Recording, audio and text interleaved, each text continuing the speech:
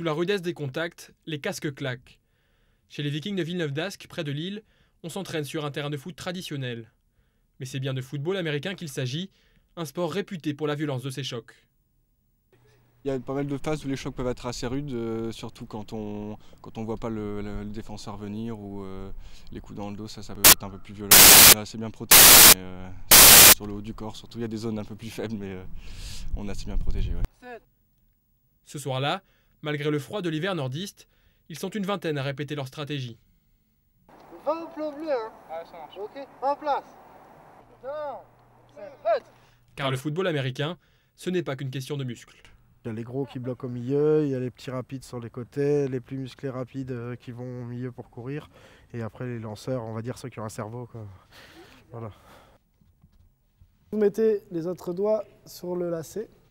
Le lendemain, Fabien Samacoy est en mission. Le joueur des Vikings initie des enfants d'un centre de loisirs du Nord au football américain. Avec le pied qui est devant, donc le pied gauche, on va viser là où on veut lancer. Les premiers pas des enfants sont approximatifs. C'est la directrice du centre qui a eu l'idée de leur faire découvrir ce sport, méconnu en France.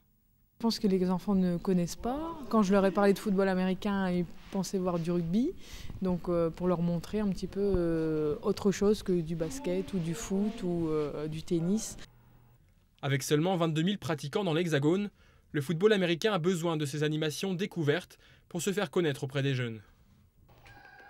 Le but, c'est de faire découvrir l'activité, après essayer de les accrocher pour qu'ils puissent intégrer les clubs. Le problème, c'est que, par exemple, ici, c'est vraiment très foot, donc pour sortir les gens du foot, les intéresser à autre chose, c'est un peu compliqué.